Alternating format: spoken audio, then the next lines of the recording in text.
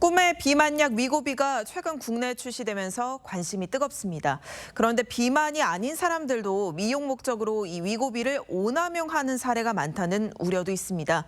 특히 정부가 전면 허용한 비대면 진료가 편법 처방의 통로가 됐다고 하는데 이 문제 사회정책부 임서인 기자와 함께 따져보겠습니다. 네, 임 기자, 이 비대면 진료를 하면 위고비 처방이 정말 그렇게 쉬운 건가요? 네, 일단 위고비는 의사 처방이 필요한 전문 의약품입니다. 보시는 것처럼 체성분 분석을 통해 체질량 지수가 30을 넘는 등 비만 환자에 국한해서만 사용해야 합니다. 하지만 비대면 진료 앱에 간단한 정보를 입력한 뒤 의사와 전화 한 통만 해도 처방이 가능합니다. 예를 들어 키와 몸무게를 허위로 적어내도 이를 가려낼 방법이 마땅치 않다는 겁니다. 실제로 어떤지 직접 들어보시죠. BMI는 30 넘으시죠? 네, 맞아요. 처음이니까 1단계로 한 편 해야 될 테니까 네. 매주 한번 자가투여 하시고요. 최근 국정감사에서도 무분별한 위고비 처방에 대한 지적이 나왔죠.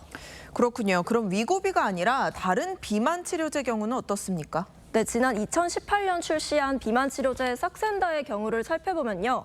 비대면 진료 처방 건수가 지난해 12월 183건에서 올해 10월엔 3,347건으로 약 1년 만에 18.3배나 폭증했습니다. 네. 반면 대면 진료 처방 건수는 같은 기간 12,000여 건에서 14,000여 건 수준으로 비슷한 수준이었습니다. 환자 확인이 비교적 느슨한 비대면 진료를 통해 편법 처방이 는 게 아니냐는 의혹이 커지는데요. 그래서 위고비 역시 이와 비슷한 추이를 보일 거란 우려가 커지고 있습니다. 네, 그런데 환자 입장에서는 이 비대면 진료가 상당히 간편한 측면이 있는 게 사실인데요. 그 진료 절차를 좀 더 강화하면 어떨까요? 네, 원칙은 화상 진료인데요. 그러니까 영상을 통해 환자 상태를 의사가 육안으로 확인하도록 하는 거죠.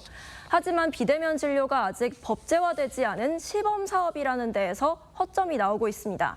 정부가 화상 진료를 하고 있는지 관리 감독할 근거가 부족하고 이를 위반해도 마땅한 규제 방안도 없다는 거죠.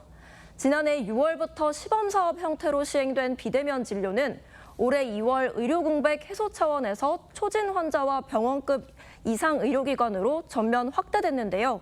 비대면 진료에 대한 관리와 모니터링은 부족한 실정인데 범위만 대폭 확대됐다는 우려가 커지고 있습니다. 네, 그럼 비만 치료제뿐 아니라 다른 약들도 좀 비슷한 문제가 있을 것 같은데요. 어떻습니까? 네, 사후피임 약도 비대면 진료를 통한 오남용 문제가 불거지면서 지난해 12월 비대면 처방이 불가능한 약물로 지정된 적이 있습니다. 정부는 비대면 진료를 통한 비만 치료제 처방도 제한을 검토 중입니다. 네, 이 밖에 비대면 진료의 남은 숙제도 좀 짚어주시죠. 네, 비대면 진료는 휴일이나 야간 또는 평일에도 병원에 갈 여력이 없는 환자들에겐 매우 편리한 대안으로 떠오르고 있는데요. 하지만 현재는 처방약을 집에서 직접 받을 수가 없어서 약국을 가야 하는 번거로움도 있다고 합니다. 직접 들어보시죠. 환자분들께서 좀 약 수령하시는 과정에서 뭐 수십 킬로를 좀 이동하시거나 결국 찾던 약을 못 찾으셔가지고 아예 대면 진료를 다시 받으시거나 하는 사례들이 너무 많거든요. 네, 아직 시범 사업이다 보니 개선점이 많아 보입니다. 부작용은 줄이고 또 순기능은 살리는 방안으로 법제화가 이루어졌으면 합니다. 임 기자 잘 들었습니다.